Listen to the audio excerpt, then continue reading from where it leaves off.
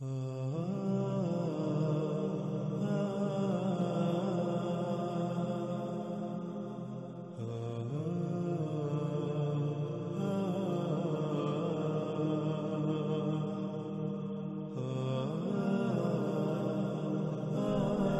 اس وقت سکرین پر جو روایت آپ کو نظر آ رہی ہے، اس روایت میں استعمال ہونے والے الفاظ کو سب سے پہلے جان لیتے ہیں، اس کے بعد روایت کے اوپر تفصیل سے بات کریں گے۔ ان میں پہلا لفظ ہے قبض۔ قبض ناظرین کہتے ہیں روک لینے کو، یعنی کہ مثال کے طور پر ایک سلسلہ چل رہا ہے یا آپ کسی کو کوئی شے دے رہے ہیں تو آپ اس شے کا دینا روک دیں، بند کر دیں، جس وجہ سے دوسرا اس شے سے محروم رہ جائے گا، محروم ہو جائے گا۔ اس طرح اگلا لفظ ہے شاع، جس کے معنی ہے قانون، یعنی جو آپ نے قانون بنا دیا، جو آپ نے قدر میں کر دیا، یعنی جو حساب کتاب، جو کیلکولیشن آپ نے کر دی، جو قانون بنا دیا۔ پھر اگلا لفظ ہے احداث، جو کہ جمع کا صیغہ ہے، اس کا بعد ہے حدثہ۔ احداث کے معنی ہیں ایجادات، واقعات، حادثات، جدت، آفات اور مصائب وغیرہ۔ پھر آگے لفظ آتا ہے نزوع، جس کے معنی ہے ایک شے کا دوسری پر سوار ہونا، جیسے جانور، چرند پرند وغیرہ جنسی حاجت پوری کرنے کی غرض سے ایک دوسرے پر سوار ہوتے ہیں۔ کچھ تو اچانک اپنی اگلی ٹانگیں اٹھا کر مادہ پر سوار ہو جاتے ہیں، تو کچھ بھاگتے ہوئے آتے ہیں اور اچانک اپنی اگلی ٹانگیں اٹھا کر مادہ پر سوار ہوتے ہیں، اسے عربی میں نزوع کہا جاتا ہے۔ اگلا لفظ ہے العیر، جس کے معنی ہے قافلہ، سواریوں کا قافلہ۔ محمد رسول اللہ علیہ السلام کے وقت اور موجودہ ایجادات سے پہلے تجارت، سفر، حج وغیرہ کی غرض سے اونٹوں کے جو قافلے چلتے تھے انہیں العیر کہا جاتا تھا۔ اس کے علاوہ گدھوں، گھوڑوں اور خچروں کے قافلوں کو بھی العیر کہا جاتا تھا، یا کسی بھی قسم کے قافلے کو العیر کہا جاتا تھا۔ اور یہاں یہ بھی جان لیں کہ العیر بنیادی طور پر کسے کہتے ہیں، یعنی قافلہ بنیادی طور پر کسے کہتے ہیں؟ العیر یا قافلہ کہتے ہیں زیادہ لوگوں کا پیدل یا سواریوں پر کسی سفر کے لیے پوری ترتیب کے ساتھ سفر کرنا، یعنی سب سے آگے کون چلے گا، اس کے دائیں کون چلے گا، پیچھے کون چلے گا، بائیں کون چلے گا، یعنی اس طرح پوری ترتیب کے ساتھ جب کوئی لوگوں کا گروہ، کچھ سواریوں کا گروہ سفر کرتا ہے، اسے عربی میں العیر اور اردو میں قافلہ کہتے ہیں۔ اب آتے ہیں ناظرین اس روایت کی طرف۔ رسول اللہ صلی اللہ علیہ وآلہ وسلم نے کہا، قبض کر لے گا اللہ علماء کو۔ قبض کہتے ہیں روک لینے کو، یعنی جیسے اگر آپ کوئی شے کسی کو دے رہے ہوں تو بند کر دینا، دینا بند کر دینا، وہ سلسلہ روک دینا، جس وجہ سے دوسرا اس شے سے محروم ہو جائے گا۔ تو رسول اللہ صلی اللہ علیہ وآلہ وسلم نے کہا کہ اللہ علماء کا سلسلہ روک دے گا، علماء کا سلسلہ بند کر دے گا۔ پھر اس سوال کا بھی آگے جواب دے دیا کہ علماء کا سلسلہ اللہ کیسے روکے گا۔ اس کا جواب رسول اللہ علیہ السلام نے یوں دیا، اور قبض کرے گا علم ان سے، یعنی انسانوں پر علم کھلنا روک دیا جائے گا، بس جیسے اس کا قانون ہے۔ جب اللہ علم قبض کر لے گا، یعنی انسانوں پر اللہ کی طرف سے علم کھلنا بند ہو جائے گا، رک جائے گا، تو اللہ کا قانون ہے کہ پھر ایجادات، واقعات، حادثات، جدت، مصائب و آفات ایک دوسرے پر ایسے چڑھیں گے جیسے جانور جنسی حاجت کو پورا کرنے کے لیے ایک دوسرے پر سوار ہوتے ہیں۔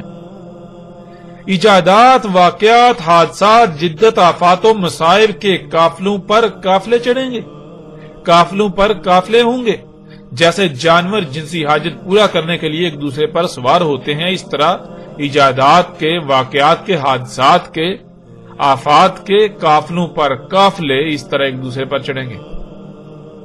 ناظرین، رسول اللہ صلی اللہ علیہ وآلہ وسلم نے کہا قبض کر لے گا اللہ علماء کو۔ پھر اس سوال کا بھی جواب دے دیا کہ اللہ کیسے علماء کو قبض کرے گا؟ اللہ قبض کر لے گا علم کو، جیسے اس کا قانون ہے۔ ناظرین، روایت میں آگے بڑھنے سے پہلے یہاں یہ بات جان لینا بہت ضروری ہے کہ اللہ کے علم عطا کرنے یا اس کے قبض کرنے کا قانون کیا ہے۔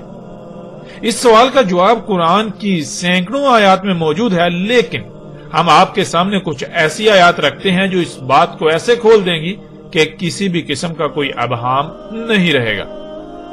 ناظرین، اس وقت سکرین پر آپ کو 3 آیات نظر آ رہی ہیں۔ ان میں سب سے پہلی آیت ہے سورہ البقرہ کی اور آیت کا نمبر ہے 129۔ دوسری آیت ہے سورہ آل عمران کی اور آیت کا نمبر ہے 164، اور تیسری آیت ہے سورۃ الجمعہ کی اور آیت کا نمبر ہے 2۔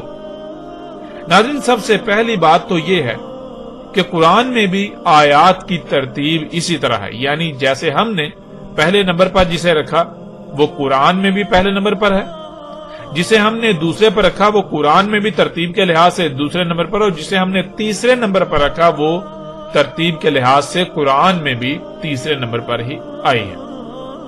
تو ناظرین، پہلی آیت جو کہ سورۃ البقرہ کی ہے، آیت نمبر 129، اس میں ابراہیم علیہ السلام کی دعا ہے اپنے رب سے، جس میں ابراہیم علیہ السلام کہتے ہیں ہمارے رب بیس کر یعنی کھڑا کر رسول انہی میں سے، ان پر تلاوت کرے تیری آیات کی اور سکھائے انہیں علم کتاب کا اور حکمت سکھائے، یعنی اس علم کا استعمال کب، کہاں، کیسے، کیوں اور کتنا کرنا ہے یہ بھی سکھائے اور ان کا تزکیہ کرے۔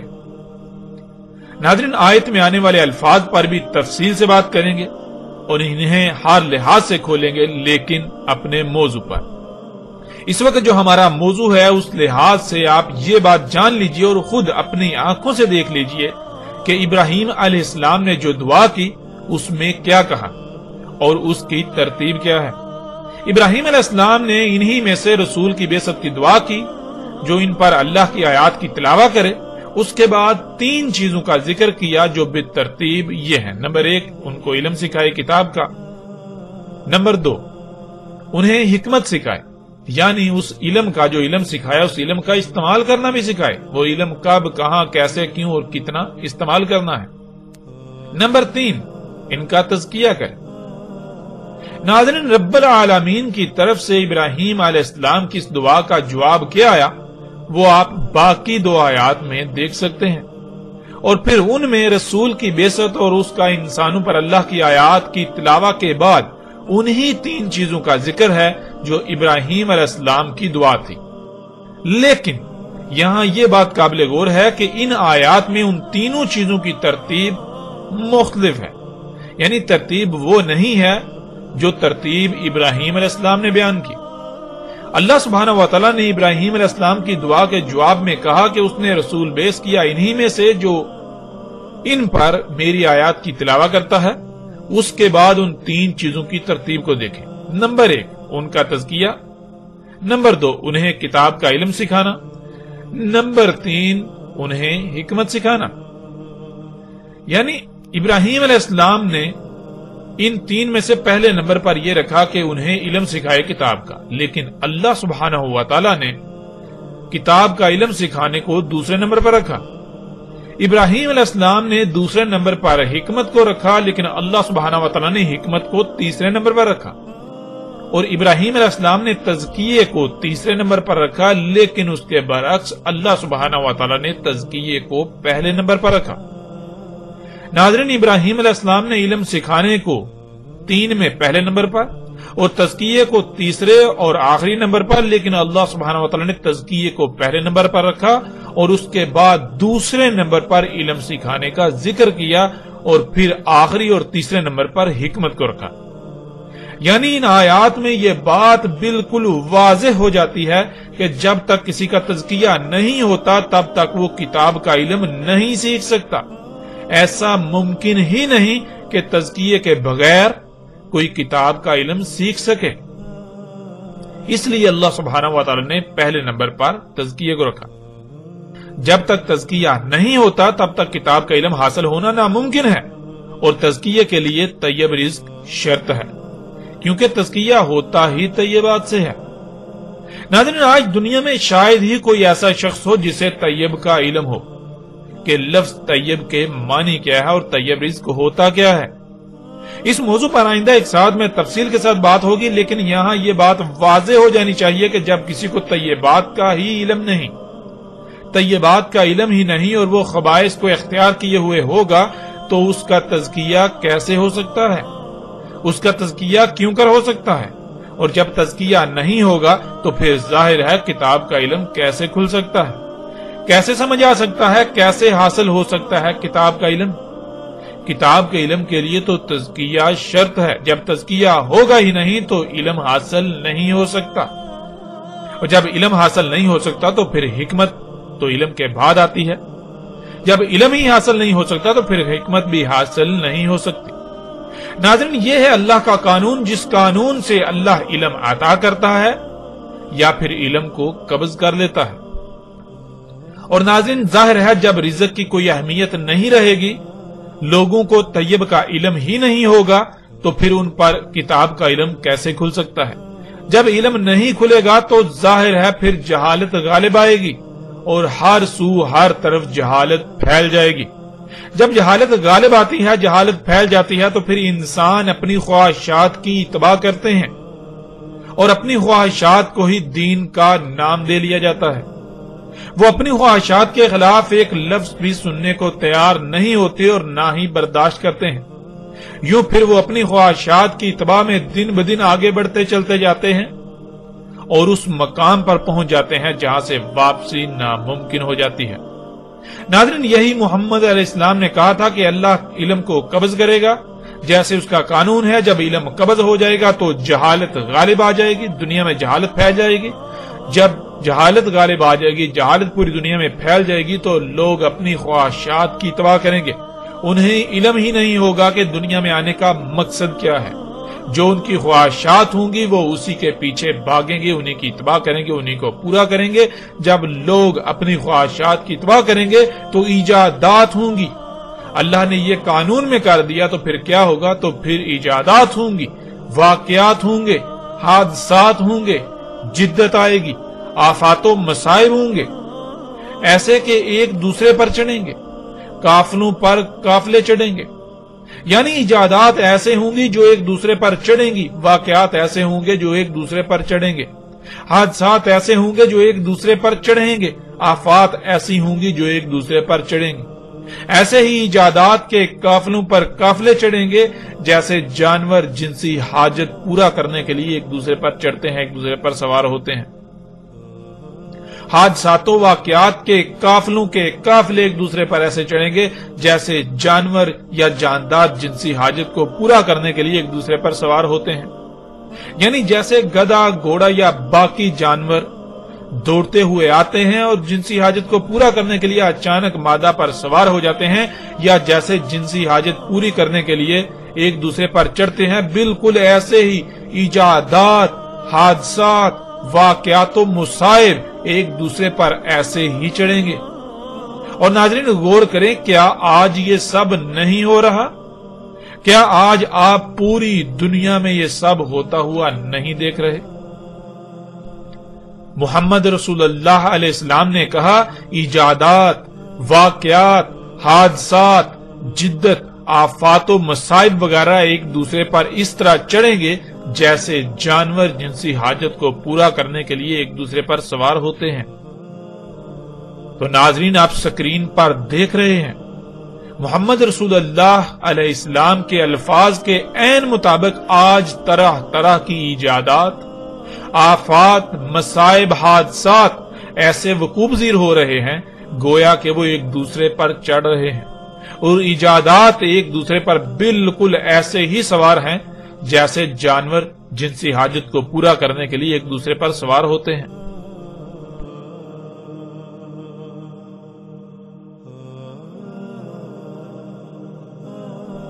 اسی طرح محمد رسول اللہ علیہ السلام نے کہا، ایجادات کے قافلوں پر قافلے، واقعات و حادثات، جدت و آفات اور مصائب وغیرہ کے قافلوں پر قافلے۔ تو ناظرین، کیا یہ آج آپ سب ہوتا ہوا نہیں دیکھ رہے؟ کیا سکرین پر آپ کو یہ سب نظر نہیں آ رہا کہ آج پوری دنیا میں یہ سب ہوتا ہوا نہیں دیکھ رہے؟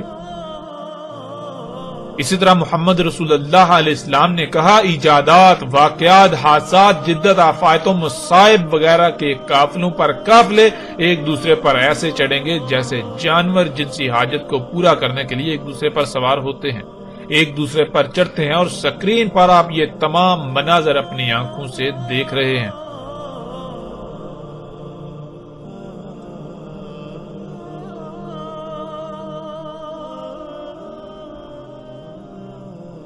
تو ناظرین بڑھتے ہیں اگلی روایت کی طرف۔ رسول اللہ علیہ السلام نے کہا دابا نکلے گا دشوار گزار گھاٹیوں، پہاڑی رستوں، گھنے جنگلات والے پہاڑی سلسلوں، گھاٹیوں، کھائیوں، بلند و بانگ پہاڑوں کے درمیان دریاؤں، سرنگوں، مشکل ترین اور کٹھن ترین رستوں، علاقوں وغیرہ سے۔ پس اس کا بلند ترین مقام بادل ہوں گے جنہیں وہ مس کرے گا یعنی انہیں چھوئے گا، اور جن پر وہ چلتا ہوگا یعنی جیسے انسان ٹانگوں پر چلتا ہے بالکل اسی طرح دابت الارض جن اعضاء پر جس شے پر چلے گا یعنی اس کے ٹائر، اس کے وہ اعضاء جن پر وہ چلے گا وہ ہوں گے زمین میں، جو وہ چلے گا دشوار گزار پہاڑی دروں، گھاٹیوں، گہری کھائیوں، پہاڑی رستوں، گھنے جنگلات والے پہاڑی سلسلوں، کھائیوں، بلند و بانگ پہاڑوں کے درمیان دریاؤں، سرنگوں اور مشکل ترین اور کٹھن ترین رستوں یا علاقوں وغیرہ سے۔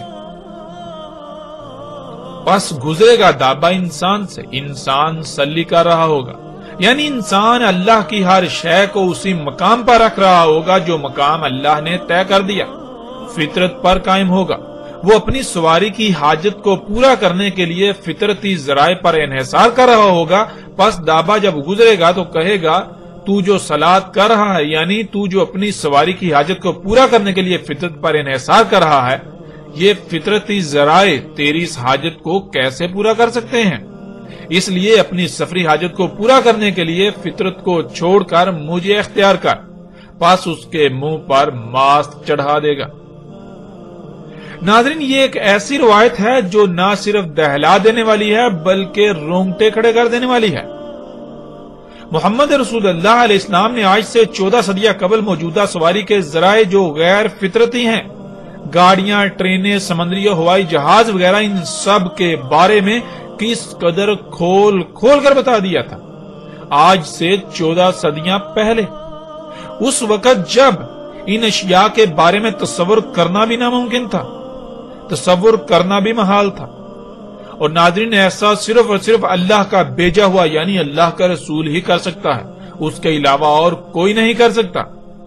تو ناظرین وہ لوگ جو آج محمد علیہ السلام کی ذات کو نشانہ بنا رہے ہیں، ان کے لیے بھی یہ دندان شکن جواب ہے کہ دیکھو اگر محمد علیہ السلام اللہ کے رسول نہیں تھے تو پھر انہوں نے یہ سب اس وقت کیسے بتا دیا تھا؟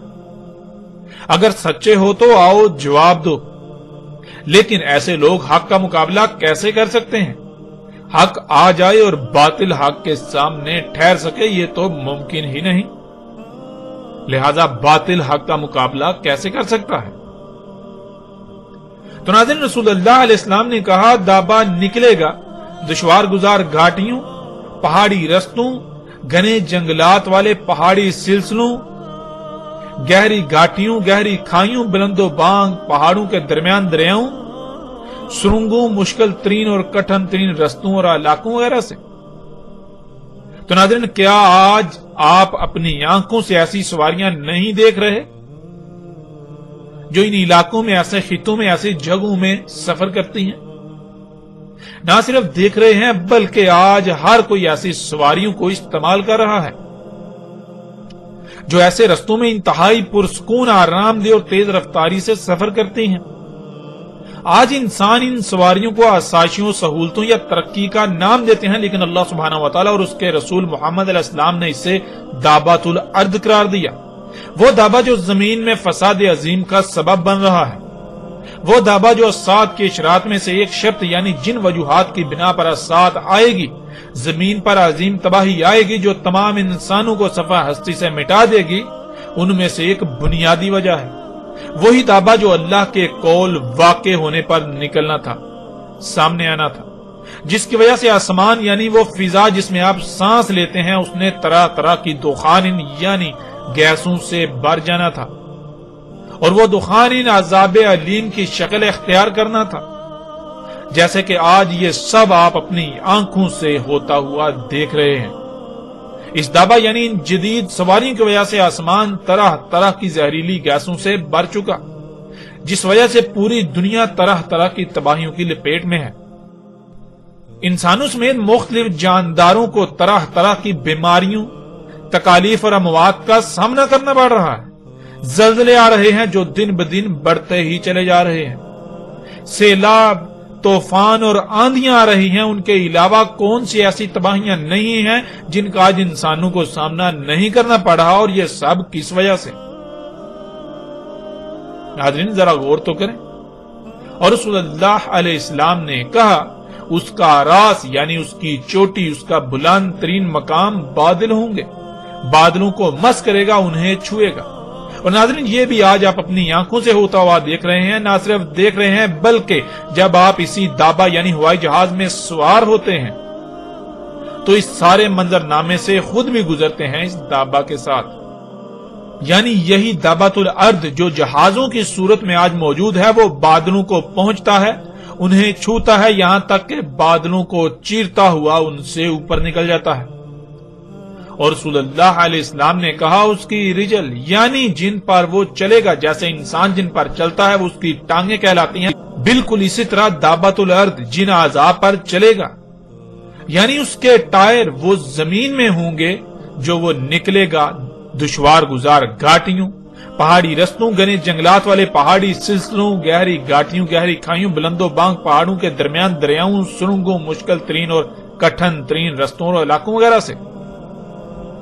ناظرین یہی دابا زمین پر اپنی رجل یعنی ٹائروں پر چلتا ہے تو اس کے ٹائر زمین پر ہوتے ہیں، جیسا کہ طرح طرح کی گاڑیاں ہیں جو ایسے علاقوں سے اپنے ٹائروں پر سفر کرتے ہوئے نکلتی ہیں، چلتی ہوئی نکلتی ہیں۔ اور یہ سب آج آپ اپنی آنکھوں سے دیکھ رہے ہیں، اور سکرین پر بھی آپ یہ سب مناظر اپنی آنکھوں سے دیکھ رہے ہیں۔ پھر ناظرین رسول اللہ علیہ السلام نے کہا پس گزرے گا انسان سلی کر رہا ہوگا، یعنی انسان اللہ کی ہر شے کو اسی مقام پر رکھ رہا ہوگا جو مقام اللہ نے طے کر دیا، فطرت پر قائم ہوگا۔ وہ اپنی سواری کی حاجت کو پورا کرنے کے لیے فطرتی ذرائع پر انحصار کر رہا ہوگا، پس دابا کہے گا جو تو صلاح کر رہا ہے، یعنی تو جو اپنی سواری کی حاجت کو پورا کر رہا ہے، تو جو اپنی سواری کی حاجت کو پورا کرنے کے لیے فطرت پر انحصار کر رہا ہے، یہ فطرتی ذرائع تیری اس حاجت کو پورا کیسے کر سکتے ہیں؟ اس لیے اپنی سفری حاجت کو پورا کرنے کے لیے فطرت کو چھوڑ کر مجھے اختیار کر، پس اس کے منہ پر ماسک چڑھا دے گا۔ یعنی ناظرین رسول اللہ علیہ السلام نے بالکل واضح یہ کہا کہ جب تک یہ سواریاں نہیں نکلیں گی تب تک انسان اپنی سواری کی حاجت کو پورا کرنے کے لیے فطرتی ذرائع پر انحصار کریں گے۔ یعنی انسان اپنی سفری حاجت کو پورا کرنے کے لیے گدھے، گھوڑے، اونٹوں اور خچروں پر انحصار کر رہے ہوں گے، لیکن جب یہ دابا نکل آئے گا، دابۃ الارض آ جائے گا، جب یہ وجود میں آ جائے گا تو لوگ چاہتے یا نہ چاہتے ہوئے بھی اسے استعمال کرنے پر مجبور ہو جائیں گے، کیونکہ انسانوں کو نظر آ رہا ہوگا کہ ان جدید سواری کے ذرائع کی موجودگی میں ان کی سواری کی حاجت کو فطرتی ذرائع یعنی گدھے، گھوڑے، اونٹ اور خچر وغیرہ پورا نہیں کر سکتے۔ وہ اس تیز رفتار ترین دور میں ان سست رفتار فطرتی ذرائع سے اپنی اس حاجت کو پورا نہیں کر سکتے۔ یوں تمام انسان اپنی اس حاجت کو پورا کرنے کے لیے دابۃ الارض پر انحصار کریں گے، جس کا نتیجہ یہ نکلے گا کہ پوری دنیا کی فضا دابۃ الارض سے خارج ہونے والی زہریلی گیسوں سے بھر جائے گی۔ اب ناظرین آپ خود غور کریں، کیا یہ سب آج نہیں ہو چکا؟ کیا آپ کو یہ سب ہوتا ہوا نظر نہیں آ رہا؟ کیا محمد رسول اللہ علیہ السلام کا آج کے بارے میں کہا ہوا ایک ایک لفظ سچا ثابت نہیں ہو رہا، سچا ثابت نہیں ہو چکا؟ محمد علیہ السلام نے اس قدر کھول کھول کر دابۃ الارض کی وضاحت کر دی کہ اندھوں کو بھی نظر آ جاتا، مگر محمد علیہ السلام کی اس قدر وضاحت کے باوجود کوئی ایک بھی شخص آج ایسا نظر نہیں آتا جسے دابۃ الارض آج سے پہلے نظر آیا ہو۔ اور ناظرین، یہاں محمد رسول اللہ علیہ السلام کے وہ الفاظ بھی بالکل سچ ثابت ہوتے ہیں کہ محمد رسول اللہ علیہ السلام نے کہا تھا کہ جب دابت الارض نکلے گا تب دنیا میں کوئی ایک بھی مومن نہیں ہوگا۔ اور جیسے ہم آگے بڑھیں گے تو آئندہ ایک ساتھ میں ایسی روایات بھی آپ کے سامنے آ جائیں گی۔ اور ناظرین، ظاہر ہے اگر کوئی مومن ہوتا تو اسے دابت الارض نظر آنا چاہیے تھا، مگر ہم نہیں دیکھتے ہیں کہ دابت الارض کے نکلنے سے لے کر آج تک کوئی ایسا شخص ہوا ہو جسے دابت الارض نظر آیا ہو۔ زبان سے مومن ہونے کے دعوے دار تو کروڑوں ہیں، لیکن حیرانی والی بات تو یہ ہے کہ ان مومنوں کو دابت الارض نظر ہی نہ آیا۔ انہیں اس کے برعکس آسائشیں، سہولتیں، آسانیاں نظر آتی رہیں اور آج بھی نظر آ رہی ہیں۔ تو ناظرین، اب آپ سے سوال ہے کہ کیا اب بھی دابت الارض کے بارے میں کوئی شک و شبہ رہ چکا؟ کیا دابت الارض کی کھل کر وضاحت نہیں ہو چکی؟ اور پھر ناظرین، ان لوگوں سے سوال ہے جو یہ کہتے ہیں کہ ایک جانور نکلے گا، یعنی دابت الارض کو انہوں نے ایک جانور بنا دیا، وہ نکلے گا اور لوگوں سے باتیں کرے گا۔ تو ان سے سوال ہے، کیا تمہارا وہ جانور، اس میں یہ تمام تر صلاحیتیں موجود ہوں گی جو محمد رسول اللہ علیہ السلام نے کہہ دیا تھا؟ اور پھر مرزا غلام احمد قادیانی کے پیروکاروں سے بھی سوال ہے کہ کیا جسے مرزا غلام احمد قادیانی نے دابت الارض کہا، کیا اس پر یہ تمام کے تمام الفاظ پورے اترتے ہیں؟ ناظرین، مرزا غلام احمد قادیانی کے تمام پیروکاروں کو چیلنج ہے، ان کو چیلنج ہے کہ وہ مرزا غلام احمد قادیانی کو سچا ثابت کر کے دکھائیں۔ محمد رسول اللہ علیہ السلام نے تو کہا تھا کہ جب دابت الارض نکلے گا اس وقت زمین میں کوئی ایک بھی مومن نہیں ہوگا۔ ظاہر ہے اگر مومن ہو تو اسے دابت الارض نظر آ جاتا نا۔ اب ناظرین، جب مرزا غلام احمد قادیانی کو دابت الارض ہی نظر نہیں آیا تو وہ رسول، مہدی اور مثل عیسیٰ یا عیسیٰ تو بعد کی بات ہے، وہ تو مومن ہی نہیں، وہ تو مومن ہی ثابت نہیں ہوتا۔ اتنا بڑا دعوے دار، یعنی رسول ہونے کا دعوے دار، اور حیران کن طور پر کیسا رسول ہے کہ اسے دابت الارض ہی نظر نہ آیا؟ ہے نا حیرانگی والی بات؟ اور قادیانیوں کو چیلنج ہے، قادیانیوں کو بار بار حق کی طرف دعوت دی جاتی ہے کہ اپنی آنکھیں کھول لیں۔ اگر وہ حق کے دعوے دار ہیں تو انہیں اپنی آنکھیں کھولنا ہوں گی، ورنہ اگر اس قدر حق واضح ہونے کے باوجود انہیں حق نظر نہیں آتا تو قادیانی جان لیں کہ دنیا میں وہ بدترین مشرک اور کافر ہیں۔ ہاں، دنیا میں وہ اپنے آپ کو جتنی چاہے جھوٹی تسلیاں دیتے رہیں، لیکن اللہ کے قانون میں وہ بدترین مشرک ہیں، بدترین مشرک۔ ناظرین، اب بڑھتے ہیں اگلی روایت کی طرف۔ رسول اللہ علیہ السلام نے کہا، نکلے گا دابا دشوار گزار گھاٹیوں، پہاڑی رستوں، گنے جنگلات والے پہاڑی سلسلوں، گھاٹیوں، کھائیوں، بلند و بانگ پہاڑوں کے درمیان سرنگوں، دریاؤں، مشکل ترین اور کٹھن ترین رستوں اور علاقوں وغیرہ سے، ساتھ عالی شان، پرسکون، آرام دہ، تیز رفتار سواریوں سے۔ پس وہ چھوئے گا بادلوں کو اور جن پر وہ چلتا ہوگا، یعنی جیسے انسان ٹانگوں پر چلتا ہے بالکل ایسے ہی جن پر وہ چلتا ہوگا، یعنی اس کے ٹائر، وہ ہوں گے زمین میں جو وہ نکلے گا دشوار گزار پہاڑی دروں، گھاٹیوں، گہری کھائیوں وغیرہ سے۔ اس طرح ناظرین، اگلی روایت، رسول اللہ علیہ السلام نے کہا، نکلے گا دابا دشوار گزار گھاٹیوں، پہاڑی رستوں، گنے جنگلات والے پہاڑی سلسلوں، گھاٹیوں، گہری کھائیوں، بلند و بانگ پہاڑوں کے درمیان دریاؤں، جھیلوں، سرنگوں، مشکل ترین اور کٹھن ترین رستوں، علاقوں وغیرہ سے۔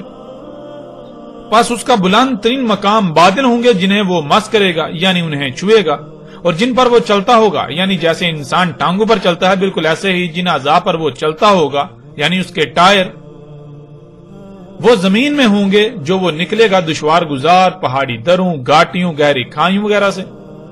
پس گزرے گا، انسان سلی کر رہا ہوگا، یعنی انسان اللہ کی ہر شے کو اسی مقام پر رکھ رہا ہوگا جو مقام اللہ نے طے کر دیا۔ فطرت پر قائم ہوگا، وہ اپنی سواری کی حاجت کو پورا کرنے کے لیے فطرتی ذرائع پر انحصار کر رہا ہوگا، پس دابا کہے گا جو تو صلاح کر رہا ہے، یعنی تو اپنی سواری کی حاجت کو پورا کرنے کے لیے فطرت پر انحصار کر رہا ہے، یہ فطرتی ذرائع تیری اس حاجت کو کیسے پورا کر سکتے ہیں؟ اس لیے اپنی سفری حاجت کو پورا کرنے کے لیے فطرت کو چھوڑ کر مجھے اختیار کر، مجھ پر انحصار کر، ورنہ اگر اس کے باوجود تو فطرت پر انحصار کرنے کی بجائے انہی یعنی اپنی سواری کی حاجت کو پورا کرنے کے لیے فطرتی ذرائع پر ہی انحصار کرتا ہے، تو پھر دو ہی صورتیں ہیں، یا تو یہ کہ اس کے ساتھ پناہ لی جائے، یعنی فطرتی ذرائع پر انحصار کر کے اللہ کے ساتھ شرک اور اس کا کفر کرنے سے بچا جائے، اللہ کے علاوہ کسی اور کو رب بنانے سے بچا جائے، یا پھر دوگلاپن، منافقت اور محض دکھاوا ہے، بس اس کے منہ پر ماسک چڑھا دے گا۔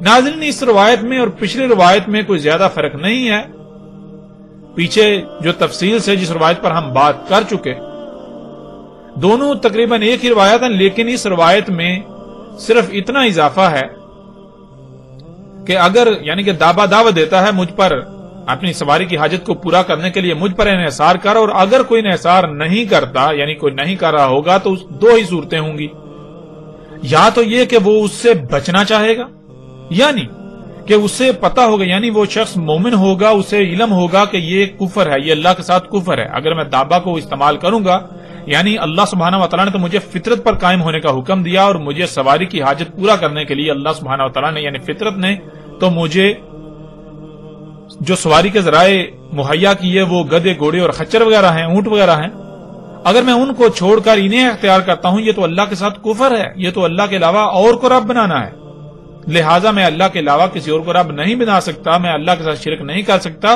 تو اللہ کے ساتھ کفر و شرک سے بچنے کے لیے وہ سواری کے ذرائع یعنی فطرت پر انحصار کرے گا، یا پھر دوسری صورت یہ ہے کہ محض لوگوں کو دکھانے کے لیے یعنی دوگلا پن اور منافقت ہوگی، اس کے علاوہ کچھ نہیں ہوگا، یعنی کہ اگر کوئی شخص فطرتی ذرائع کو اختیار کر رہا ہے یعنی اس نے رکھے ہوئے ہیں، یعنی وہ گھوڑے کو استعمال کرتا ہے، گدے یا خچر کو استعمال کرتا ہے، تو وہ کیوں کرتا ہے؟ وہ محض دکھاوے کے لیے، ریاکاری کے لیے، وہ اس کے پاس گاڑیاں بھی یہ سب کچھ بھی ہے، اس کے باوجود وہ صرف یعنی کہ ایسے دور میں، ایسے وقت میں جب گھوڑے یہ ساری سواریاں یہ اونٹ وغیرہ گھوڑے ناپید ہو چکے ہیں، لوگ گھوڑوں وغیرہ پر سفر نہیں کرتے، اور وہ صرف دکھاوے کی غرض سے وہ فطرتی ذرائع جو ہے وہ محض دکھاوے کی غرض سے رکھے گا، اس سے بڑھ کر کچھ نہیں۔ اور ناظرین آپ غور کریں، کیا یہ آج سب نہیں ہو رہا؟ بالکل یہ سب آج ہو رہا ہے۔ اور ناظرین پھر وہی سوال کہ اس قدر دعویٰ کی وضاحت ہو جانے کے باوجود بھی کیا دعوت الارض کے بارے میں کوئی شک و شبہ رہ جاتا ہے؟ بالکل نہیں۔ ناظرین حق الحمدللہ ہر لحاظ سے بالکل واضح ہے کہ آج سے 14 صدیاں قبل محمد رسول اللہ علیہ السلام نے دعوت الارض کے بارے میں کس قدر کھول کھول کر وضاحت کر دی تھی۔ ناظرین اس قدر وضاحت ہو جانے کے باوجود ہم الحمدللہ مزید مختلف روایات کو سامنے رکھیں گے اور ان پر بھی بات کریں گے کہ ان میں رسول اللہ علیہ السلام نے دعوت الارض کے بارے میں مزید کیا کیا کہا۔ رسول اللہ علیہ السلام نے کہا وہ ہوگا دابا جو نکلے گا سات کے قیام کے پاس، اپنے عوامل سے کلام کرے گا لوگوں سے، اور وہ زہر آلود کر دے گا چہرہ مومن کا اور کافر کا۔ یعنی ناظرین اس روایت میں رسول اللہ علیہ السلام کے الفاظ بالکل واضح ہیں۔ رسول اللہ علیہ السلام نے کہا کہ اس میں کچھ شک نہیں، وہ دابا ہوگا، یعنی وہ جو حرکت کرنے والی مخلوقات سامنے آئیں گی، یعنی کہ آج جو حرکت کرنے والی مخلوقات نہیں ہیں، جو مرحلہ بمرحلہ آگے بڑھتی ہیں، جو حرکت کرتی ہیں تیر کر، رینگ کر، چل کر یا اڑ کر، جو آج موجود نہیں ہیں لیکن بعد میں سامنے آئیں گی، وہ کیا ہوگا؟ وہ مخلوقات، وہ دابا ہوگا جس نے قیام الساعت کے قریب نکلنا تھا۔ اور ناظرین دابا کا نکلنا یعنی ان مخلوقات کا سامنے آنا، سات کا سر پر آنا بالکل واضح ہے، یعنی کہ دابا کا آنا، دابت الارض کا سامنے آنا، سات کے سر پر آنے کا اعلان تھا۔ ناظرین آج کس قدر آپ خطرناک وقت میں، کسی قدر خطرناک دور میں موجود ہیں، آپ کو اب اندازہ ہو جانا چاہیے۔ اور پھر رسول اللہ علیہ السلام نے کیا کہا، وہ اپنے عوامل سے انسانوں سے کلام کرے گا، اور وہ اس کا کلام کیا ہوگا اس کی وضاحت بھی رسول اللہ علیہ السلام نے کر دی۔ اس کا کلام یہ ہوگا کہ وہ زہر آلود کر دے گا مومن کا اور کافر دونوں کا چہرہ، یعنی سب کے چہرے ان پر زہر آلود کر دے گا۔ اور ناظرین غور کریں کہ آج یہ سب نہیں ہو چکا، کہ آج پوری دنیا کی فضا زہر آلود نہیں ہو چکی، اس میں کوئی مومن ہو یا کافر ہو، کیا دونوں اس زہر آلود فضا میں نہیں؟ مومن اور کافر دونوں کے چہرے زہر آلود نہیں کر دیے ان گاڑیوں نے، ان جہازوں نے، ان مخلوقات نے، یہ جو دابت الارض ہے۔ ناظرین اس روایت کی روح سے بھی حقیقت آپ پر بالکل واضح ہو جاتی ہے۔ ناظرین اس وقت سکرین پر جو آپ کو روایت نظر آ رہی ہے، سب سے پہلے اس میں استعمال ہونے والے الفاظ کو جان لیتے ہیں۔ ان میں ایک لفظ ہے صدا، جس کے معنی ہے زمین کا اس طرح پھٹنا یا پھاڑا جانا کہ زمین اس طرح دو حصوں میں تقسیم ہو جائے، درمیان سے خندق نظر آئے، یعنی جیسے زمین میں کوئی نہر کھودی جاتی ہے، اس طرح زمین کا درمیان سے پھٹا ہوا ہونا اور درمیان میں نہر سی، خندق سی نظر آنا۔ اگلا لفظ ہے جری، اس کا مادہ جر ہے، جس کے معنی پگڈنڈی، لانا، واپس لے جانا، کھینچ کر اپنے اوپر کرنا اور اتار دینا، گھسیٹنا، چلنا، گھسٹ کر چلنا، جیسے پانی میں کوئی شے بہتی ہے۔ اور جری بہنے کو بھی کہتے ہیں، جیسے کشتی پانی میں بہتی ہے۔ اور ایسی سواری جو کہ پگڈنڈی کی طرح ہو اور اپنے اوپر وزن اٹھا کر چلتی ہو، وزن اپنے اوپر رکھتی ہو اور اسی طرح اتار دیتی ہو۔ اور کا کے معنی ہے جیسے۔ اس کے علاوہ عربی میں یہ پورا لفظ بھی استعمال ہوتا ہے کجری، جس کے معنی ہے جس میں عیش و آرام ہو۔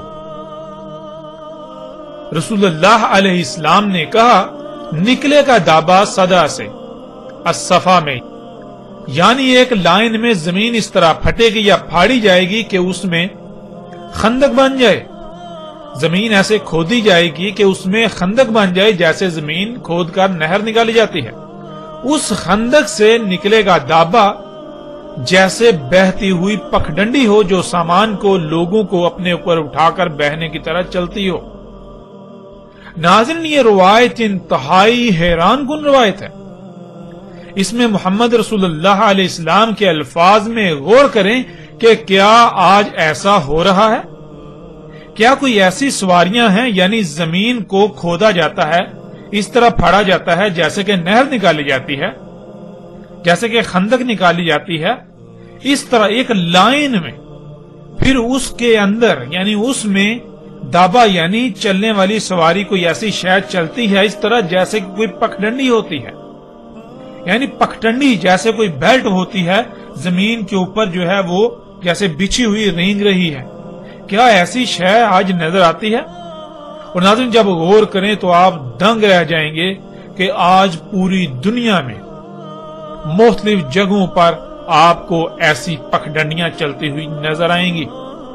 یعنی کہ اگر آپ غور کریں تو جو دنیا میں ایئرپورٹس ہیں وہاں آپ دیکھیں کہ وہاں زمین کو کھود کر اس میں اسی طرح جیسے کوئی خندق نکالی جاتی ہے، اس طرح لائن سے خندق نکالی جاتی ہے، پھر اس خندق میں یہ جو جیسے الیکٹرانک سیڑھیاں ہوتی ہیں، بالکل اس طرح الیکٹرانک بیلٹ ہوتی ہے جو اس میں بچھا دی جاتی ہے، جس کے اوپر لوگ کھڑے ہوتے ہیں اور پھر وہ ایسے چلتی ہے جیسے کہ پانی کے اوپر کوئی شے بہ رہی ہے۔ اس طرح زمین کے ساتھ وہ بیلٹ جو ہے وہ رینگتی ہوئی چلتی ہے۔ ناظرین غور کریں کہ رسول اللہ علیہ السلام نے آج سے 14 صدیاں قبل اس شے کے بارے میں بھی کتنے حیران کن الفاظ استعمال کیے، اور سکرین پر یہ مناظر آپ اپنی آنکھوں سے دیکھ رہے ہیں۔ ناظرین غور کریں کہ پگڈنڈی اگر اس طرح چلے کہ زمین پر پانی پر تیرنے کی طرح گھسٹ کر چل رہی ہو تو کیسا نقشہ سامنے آتا ہے؟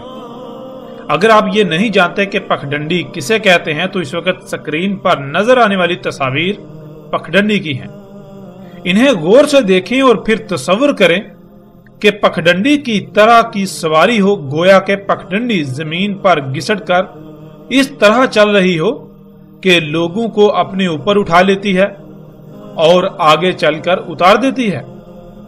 اور اب آپ سکرین پر ان مناظر کو بھی دیکھیں. آپ کو سکرین پر رسول اللہ علیہ السلام کے الفاظ کے عین مطابق یہی نظر آ رہا ہے کہ گویا پگڈنڈی پانی پر تیرنے کی طرح زمین پر گھسٹ کر چل رہی ہے. ناظرین، یہ سواری آج دنیا کے مختلف ہوائی اڈوں، ٹرین اسٹیشنوں، بس اڈوں سمیت شاپنگ مالز میں آپ کو نظر آئے گی. روایت میں صدع کی عین کے نیچے 2 زیریں ہیں جس سے صدعین جمع کا صیغہ بن جاتا ہے. یعنی دنیا میں بہت سی جگہوں پر زمین کو ایک لائن میں ایسے کھودا جائے گا کہ خندق بن جائے اور اس خندق میں یہ پگڈنڈی نماز سواری یعنی دابہ چلے گا. اور ناظرین، حیران کن طور پر آپ یہ مناظر آج اپنی آنکھوں سے دیکھ رہے ہیں.